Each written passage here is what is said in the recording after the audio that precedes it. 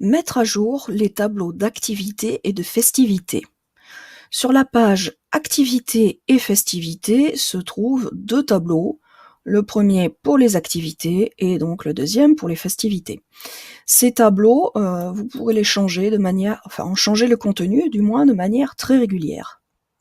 Alors nous sommes ici en mode administrateur, comme l'indique la petite bande noire, et aussi le petit modifier que vous voyez en dessous, et qui donc permet une modification des tableaux.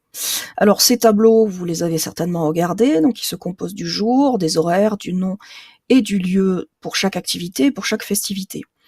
Lorsque vous faites ce qu'on appelle un hover, c'est-à-dire que vous passez en fait votre souris au-dessus d'un élément, vous voyez que chaque ligne change de couleur pour qu'elle soit bien visible. Mais vous pouvez faire aussi des tris, comme par exemple trier par horaire, vous pouvez trier par jour, ou encore trier par nom et par lieu. Donc évidemment, chacun choisit ce qu'il souhaite. Alors, lorsque l'on est en partie administration, sur la page donc activité et festivité, donc vous faites modifier la page et vous atterrissez sur la page d'administration. Donc voici la page administration et normalement tout est effondré, donc replié, mais je vous ai déplié une partie, donc un des tableaux, et qui est le premier. En fait, il se compose d'un titre et d'une zone avec un code tableau. Alors qu'est-ce que c'est? C'est tout simplement un tout petit code qui indique table numéro 2. Pourquoi? Parce que nous utilisons un plugin qui s'appelle TablePress qui est ici, et TablePress est chargé de faire les tableaux. Donc en fait, ici, nous ne faisons qu'importer les tableaux dans la page, et donc il ne faut pas toucher à ces numéros de code, puisqu'ils ne changent pas, ils ne vont pas vous changer le contenu du tableau. Si vous changez le numéro, vous changez le tableau lui-même qui peut être inséré. Alors je vais effondrer, et donc vous voyez, code tableau activité, et j'ai indiqué ne pas toucher. Donc cette page-là, vous n'interviendrez pas dessus, sauf s'il faut rajouter un tableau et changer, c'est celle-ci, voilà, et changer le titre, comme par exemple ici, de juin à décembre 2017. Donc ça, vous le ferez, on va dire, 2 à 3 fois par an.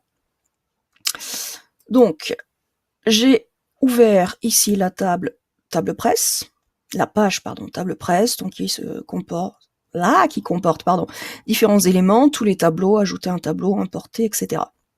Donc là, je suis dans tous les tableaux, et vous avez la liste de nos tableaux, donc tableau calendrier donc des festivités, et liste des activités, et vous voyez le ID numéro 2 que l'on a vu en fait tout à l'heure. Si vous voulez le modifier, donc il suffit de cliquer dessus, ou de faire éditer au choix. Alors, on attend qu'il s'ouvre, voilà. Et voici les informations concernant le tableau. Donc vous retrouvez le code court, qui est en fait copié-collé dans la page, le nom du tableau, et j'ai marqué une description, ne pas modifier la ligne d'en-tête. Je vais vous expliquer après ce que c'est. Et donc, en fait, voici notre tableau. Donc, pour ceux qui connaissent les tableurs comme Excel, ou même les tableaux sous Word, en fait, il y a très peu de différence. Donc, vous avez des colonnes A, B, C, D, et un certain nombre de lignes. Et en bleu, vous voyez la colonne qui est la ligne d'en-tête, donc celle qui était en orange tout à l'heure, et qui, évidemment, ne va pas bouger, sauf si vous voulez rajouter des informations ou les changer de place.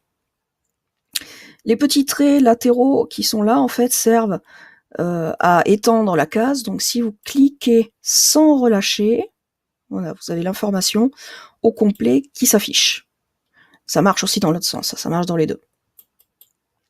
Donc voici les informations, et si vous souhaitez, donc comme on a dit, renouveler, eh bien il vous suffit tout simplement d'enlever les informations, donc, par exemple tous les dimanches, et de changer ces informations, ou après-midi, ou pétanque, ou autre, ce que vous voulez. Donc il n'y a absolument aucun problème, vous pouvez changer toutes les informations. Évidemment, on peut vouloir rajouter des lignes, et donc là il suffit de faire par exemple insérer, ou colonne, ou ajouter une ligne, ça c'est un peu plus compliqué. Et donc faire tout simplement ajouter une ligne ou ajouter une colonne. Donc si j'essaye par exemple ajouter une ligne, vous voyez la ligne qui s'affiche en dessous. Donc après c'est tout simple, si vous voulez, j'ai sélectionné la ligne avec le petit V, Et donc là, on me demande est-ce que je veux la cacher, la montrer, la dupliquer ou la supprimer. Eh bien là, je veux la supprimer, donc oui. On me demande une confirmation, donc ça c'est très important. Et voilà, mon tableau n'a pas changé. Donc il n'y a pas de problème. Si vous n'êtes pas sûr, vous pouvez dupliquer une ligne, ou si vous voulez récupérer une partie des informations, vous la dupliquez. Pareil pour les colonnes. Après les options, je vous déconseille d'y toucher, donc j'ai mis que je voulais une ligne d'en-tête différente, que je voulais une surbrillance, donc c'est-à-dire met en surbrillance la ligne qui survole le pointeur, donc c'est ce que j'ai appelé le hover tout à l'heure, donc changer. J'ai paramétré sur du orange, et j'ai mis des couleurs de lignes consécutives qui alternent, parce que c'est tout de même beaucoup plus lisible pour les gens. Et bien évidemment, faire sauver les changements, donc je ne dirai jamais assez, il faut toujours sauver, et le système vous confirme enregistrement réussi.